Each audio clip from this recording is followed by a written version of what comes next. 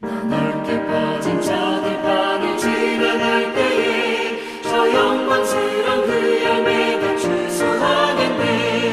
사랑의 빛 오늘 내 맘에 사랑의 빛 항상 있도다.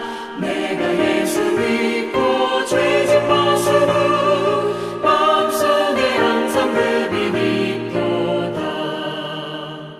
나 잠시 후에 영광의 빛 내게 비칠 때 그 영광스런 주 얼굴 나 친히 뵙겠네. 사랑의 빛 오늘 내 맘에 사랑의 빛 항상 있도다. 내가 예수 믿고 죄진 벗으로 마음속에 항상 그 빛이 있도다. 여호와께서 모세에게 이르시되 하늘을 향하여 내 손을 내밀어 애굽 땅 위에 흑암이 있게 하라. 곧 더듬을 만한 흑암이니라.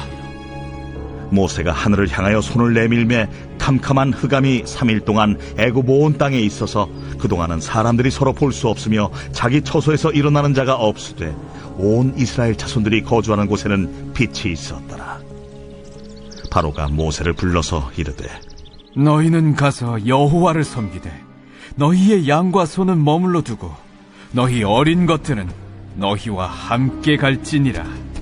왕이라도 우리 하나님 여호와께 드릴 제사와 번제물을 우리에게 주어야 하겠고 우리의 가축도 우리와 함께 가고 한 마리도 남길 수 없으니 이는 우리가 그 중에서 가져다가 우리 하나님 여호와를 섬길 것임이며 또 우리가 거기에 이르기까지는 어떤 것으로 여호와를 섬길는지 알지 못함이니이다. 하나 여호와께서 바로의 마음을 완악하게 하셨으므로 그들 보내기를 기뻐하지 아니하고 바로가 모세에게 이르되 너는 나를 떠나가고 스스로 삼가 다시 내 얼굴을 보지 말라. 내가 내 얼굴을 보는 날에는 죽으리라. 당신이 말씀하신 대로 내가 다시는 당신의 얼굴을 보지 아니하리이다. 샬롬, 다시 시작하는 아침 시간이 돌아왔습니다. 계속해서 출애굽기 그 10가지 재앙 부분을 살펴보고 있는데요. 오늘 본문은 9번째 재앙, 흑암에 대한 내용입니다. 특이한 점은 하나님께서 모세에게 흑암 재앙을 선언하시면서 단도직입적으로 시작을 하세요.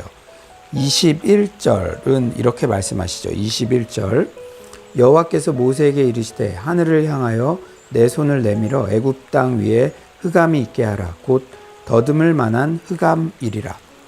이번에는 바로에게 가서 내 백성을 보내게 해라. 나를 섬기게 하라. 이런 명령을 전하라는 말씀도 또 바로를 향한 경고의 말씀도 언급되지 않고 있습니다.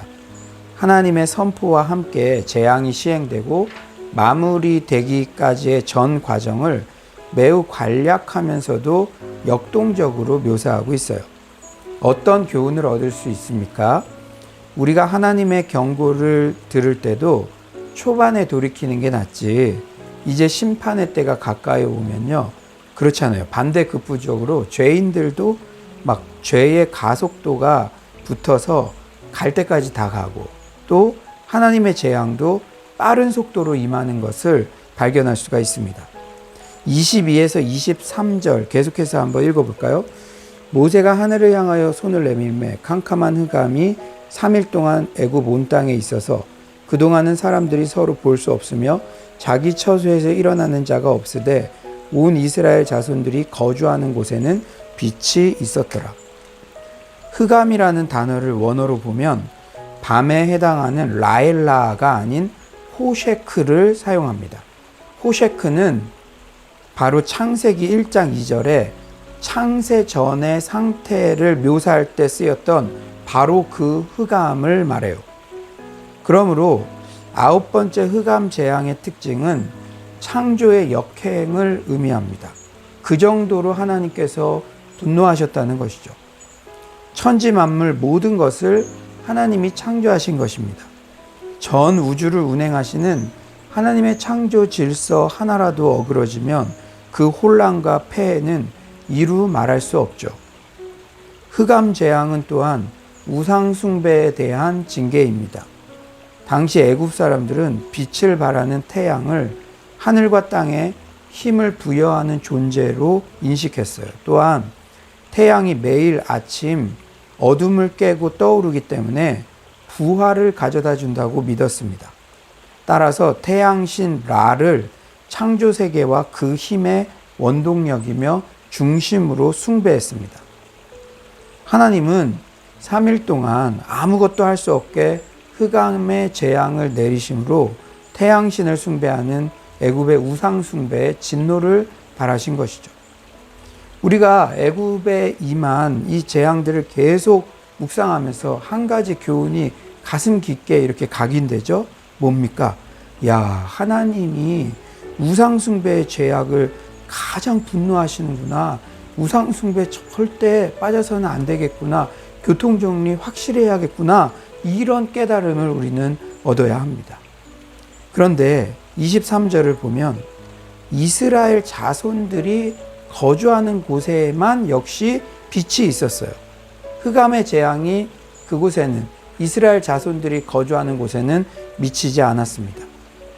하나님의 백성을 구별하시고 끝까지 책임지시고 은혜를 베푸시는 그런 하나님의 성품이 다시 한번 강조되어 보여지고 있죠. 저는 이 부분을 묵상하면서 하나님의 창조 질서대로 사는 것이 얼마나 중요한지 깨닫게 되었어요. 그러니까 흑암은 창조의 역행이죠. 우리가 하나님의 창조 질서가 당연히 이 빛을 통해서 이렇게 밤과 낮이 오면서 이렇게 있어야 되는데 지금 흑암이 임했다는 것은 창조 질서에 역행하는 그런 곳에 있다는 것이죠. 최근 사회적 흐름들이 어떻습니까? 포스트 모더니즘, 절대 진리를 부정하는 이 시대 사조에서 더욱 그런 악행들은 강화되었는데요. 뭐 동성애, 이거 하나님의 창조 질서 역행하는 거죠. 그리고 유전자 조작, 복제 인간 등. 그러니까 선악과도 너희들 선을 넘지 말어. 그러니까 내가 줄 거 다 주겠는데 너희들이 피조물이고 내가 창조주라는 사실 이것만은 넘어와서는 안 돼. 이렇게 말씀하셨는데 지금 현대사회에 오면서 그런 선을 넘는 운동들, 그런 움직임들이 점점 많아진다는 거예요. 하나님의 창조 질서를 거역하여 선을 넘는 세력들이 점점 새를 불려가고 있고 이런 악행의 흐름들이 우리 가운데 있다는 것이죠. 여러분 한번 생각해 보십시오. 3일 동안 흑암이 임했다. 여러분 3일 동안 진짜 가끔 이 엘리베이터 고장나서 밤에 그 계단을, 그 흑암 같은 계단을 막 오르고 내릴 때 얼마나 불편하고 또 고통, 이런 그 무서움 같은 것도 엄습합니까? 근데 3일 동안 아무 빛도 임하지 않아서 서로 볼 수 없고 아무 빛도 없으면 어떤 경제적 활동도 할 수 없고 아무 일도 할 수 없는 애굽 사람들이요. 누가 제일 부러웠겠습니까? 빛이 있는 이 이스라엘 백성들이 있는 그 공간. 아, 기회되면 그 공간으로 이주하고 싶다. 옮기고 싶다. 이 흑암, 이 답답한 거 빨리 좀 벗어나게 해주세요. 이런 마음이 들지 않았겠습니까? 그런데 어리석게도 이 모습이 지금 이 시대에도 창조 질서를 역행하고 사는 인간들의 최후의 모습이라는 것이죠. 여러분, 이 세상에서 아무리 인권으로 포장하고 그런 이야기를 해야 조금 앞서가는 사람처럼 이미지 메이킹이 돼서 뭐 세력을 얻는 것 같고 정치인들은 또 표를 얻는 것 같고 막 고루하지 않은 그런 사람으로 이 사람들에게 또 다음 세대들에게 인정받는 것 같고 막 그럴지라도 하나님의 창조 질서를 거스르면요, 이 흑암의 재앙 안에 고통받고 있는 애굽 백성들처럼 최종 심판이 기다리고 있는 거예요. 지금은 뭐 잘난 것 같고 새가 점점 불어나는 것 같고 뭐가 도움될 것 같지만 이 10가지 재앙 보면 결론은 뻔한 거예요. 사랑하는 여러분, 반대급부적으로 우리 크리스천들이 창조 질서를 순종하며 사는 삶에 대한 자부심이 있어야 됩니다. 우리가 결혼 관계를 소중히 여기고 또 함부로 우리가 하나님께서 허락하신 관계 이외에 어떤 성적인 관계를 맺지 않으며 정말로 하나님께서 말씀하신 이 동성애가 죄라는 것들을 항상 인식하며 이렇게 사는 것이 세상 사람들이 너 아직도 구식이야? 손가락질해도 우리 스스로 적어도 크리스천들은 자부심이 있어야 된다는 거예요. 여러분, 십계명 등 성경의 모든 규례들 잘 지키면요, 결국 우리 모든 인류에게 복이 되는 거예요. 여러분, 하나님 말씀을 잘 지키면요, 그만큼 탁월한 삶을 살게 되고 도덕성이나 윤리성이나 모든 사회 질서에 있어서 세상에 창조 질서를 역행하고 사는 것에 비해 비교도 안 될 만큼 탁월한 열매들이 있다는 것을 자부심을 가지고 확신을 가지고 크리스찬 먼저 살아가야 될 줄 믿습니다. 여러분, 지금 현대 사회에 일어나고 있는 각종 강력 범죄들, 그거요? 십계명 잘 지키고 살면 일어나지 않을 일들이에요. 우리 모든 크리스찬만이라도 먼저 우리가 십계명만이라도 정말 잘 지키겠다고 실천하는 운동이 일어난다면 각종 성범죄, 부정부패, 비리 등 지저분한 사회 문제는 아마 기하급수적으로 줄어들 것입니다. 그런데 바로의 반응을 보세요. 창조의 역행인 이 무시무시한 흑암의 재앙 앞에서도 또 타협안을 제시합니다. 24절 너무 안타까워요. 바로가 모세를 불러서 이르되 너희는 가서 여호와를 섬기되 너희의 양과 소는 머물러 두고 너희 어린 것들은 너희와 함께 갈지니라. 어린 것들은 너희와 함께 가라. 지난번 반응 때는 장정들만 가라고 하고 이스라엘 자녀들을 볼모로 잡으려고 했죠. 왜 그랬다 그랬죠? 자녀들이 있으면 언젠가 돌아올 거니까. 그런데 오늘 이 본문을 보면 이제 어린 자녀들도 가라고 하니까 바로가 회개한 거 아니야? 뭔가 양보한 거 아니야? 그런데요, 또 단서를 달고 있어요.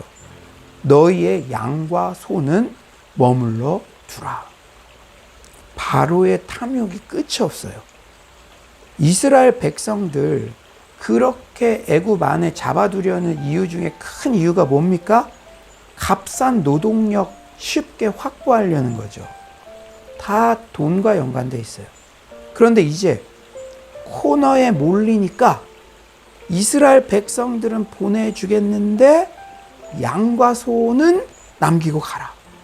여러분, 사람이 이렇게 탐욕의 노예가 되면 왕이고 뭐고 그 모든 권력과 부를 가지고 있어도 추해져요. 어떻게든 그거 하나라도 그거라도 현대 사회의 모든 강력 범죄들을 잘 들여다보십시오. 하나같이 돈이 결부되어 있습니다. 왜? 예수님께서 하나님과 돈 이렇게 함께 섬길 수 없다. 이 만몬이라고 그러죠. 만몬. 이 돈, 우상. 그런데 모세의 반응을 주목하십시오. 이런 바로의 제안에 대한 모세의 반응을 보면 타협안을 단칼에 잘라버립니다. 25에서 26절 한번 읽어볼까요?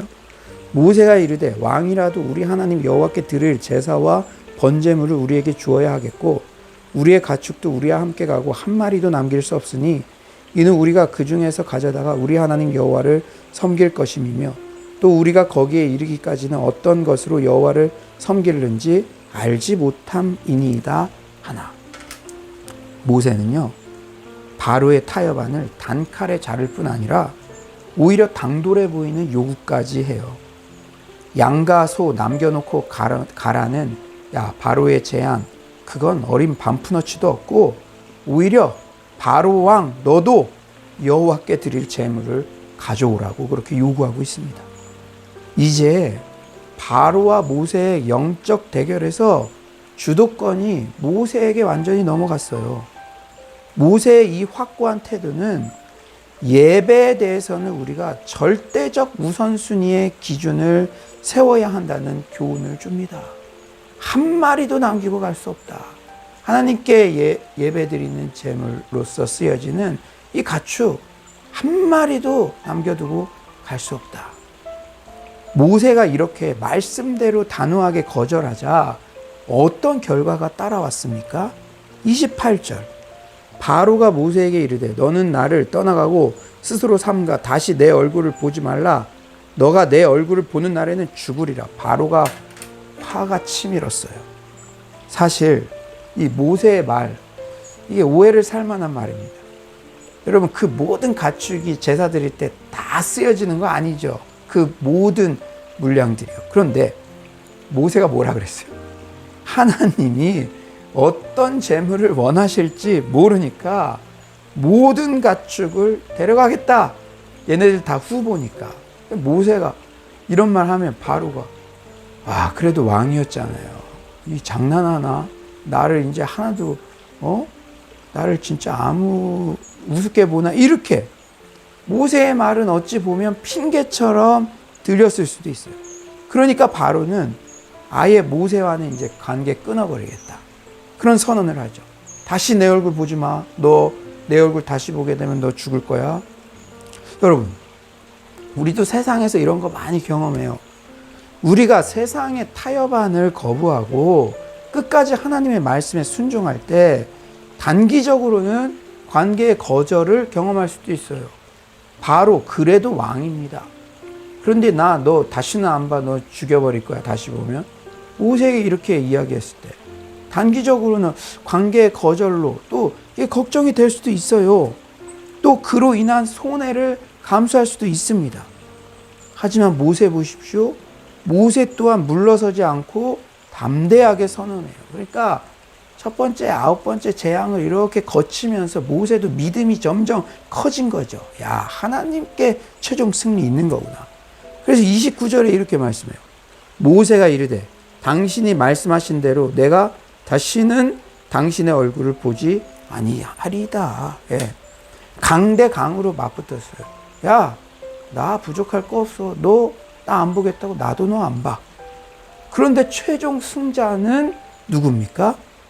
다시는 얼굴 보지 않겠다고 호언장담하던 바로가 10번째 장자의 재앙이 임하자 자존심 모두 구기고 먼저 모세와 아론을 찾을 수밖에 없었어요. 출애굽기 12장 31절이죠.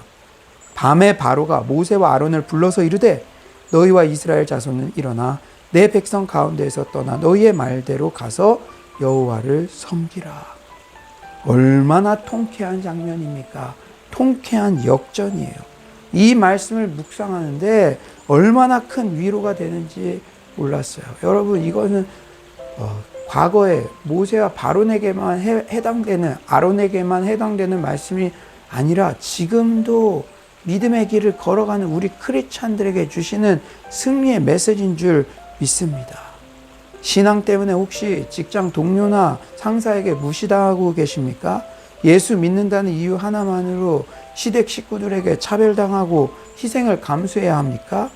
그럼에도 불구하고 모세처럼 하나님 말씀 순종하며 끝까지 나아갈 때 하나님께서 반드시 역전시켜 주십니다. 영적 질서를 재편시켜 주세요. 혹 이 땅에서는 악인의 형통 같은 불합리한 상황이 있을지라도 주님 재림의 날 완전한 공의와 심판이 이루어집니다. 이제 말씀을 정리하겠어요. 어떤 상황에서도 세상의 시류가 아무리 변해도 하나님의 창조 질서의 원리를 끝까지 지키며 살아갑시다. 하나님의 창조 질서에 순응하는 삶이 가장 행복한 삶이에요. 또한 진리에 대해서는 절대 타협하지 말고 특히 모세처럼 예배의 문제에 대해서 타협하지 말고 삶의 가장 우선 순위에 놓읍시다. 우리가 하나님의 말씀대로 살 때 지금은 혹 손해보는 것 같을지라도 반드시 역전의 은혜, 최종 승리의 은혜가 있다는 사실을 명심하고 큰 위로받는 이 아침 되시기를 간절히 축원합니다. 이 시간에 말씀 생각하면서 한번 기도하겠습니다. 하나님, 오늘도 이렇게 귀한 말씀 주셔서 감사합니다. 흑암의 재앙, 창조 질서의 역행, 하나님께서 얼마나 우상 숭배를 싫어하시는지 또 그 분노를 보여주셨습니다. 주님, 이 세상에 창조 질서를 역행하는 흐름들이 너무나 확산되고 있습니다. 주님, 불쌍히 여겨주시고 우리는 반대 급부적으로 크리스천 멀쩡 창조 질서에 순종하며 사는 삶이 얼마나 탁월한 삶이며 그것이 얼마나 값진 삶인지 자부심을 가지고 살게 하여 주시옵소서. 동성애, 또 정말로 이렇게 세상 사람들이 넘지 못해야 될 선을 넘는 배아, 복제, 이런 정말 세상적인 움직임들, 선을 넘는 움직임들이 사라지게 하여 주시고 오직 하나님의 창조 질서를 순종하는 움직임들이 더욱 커지게 하여 주시옵소서. 또한 우리가 예배에 대해서 타협하지 않기를 원합니다. 한 마리도 난 남겨두지 않겠다. 하나님과의 예배의 약속을 가장 최우선순위에 둘 수 있도록 도와주시고, 혹 우리가 예배를 가장 우선순위에 두고 하나님의 진리를 가장 우선순위에 둔다고 해서 단기적으로는 관계의 거절이나 손해가 있을지라도 다시 바로가 무릎 꿇고 모세를 찾았던 것처럼 그런 역전의 은혜, 영적 질서의 재편을 반드시 우리에게 주신다는 이 승리의 메시지 붙잡고, 또 혹 이 땅에는 불합리한 일들처럼 악인의 형통 같은 그러한 일들이 있을지라도 주님 재림하시는 완벽한 공의와 심판과 역전이 이루어진다는 사실을 잊지 말고 우리가 넉넉히 승리하며 살아가게 하여 주시옵소서. 그렇게 하실 주님을 찬양하오며 예수님의 이름으로 기도드립니다. 아멘. 이 시간에요, 우리 계속해서 우리가 기도하기를 원하는데, 오늘 두 가지 정말 창조 질서에 순종하며 확신하며 살아가게 하여 주시옵소서. 그리고 하나님의 진리의 문제에 대해서 타협하지 말고 특히 예배의 문제에 대해서 가장 최우선순위에 두며 최종 승리, 역전의 은혜 주실 주님 바라보며 살아가게 하여 주시옵소서. 이 시간 주여 함께 부르짖고 기도하시다가 자유롭게 돌아가겠습니다.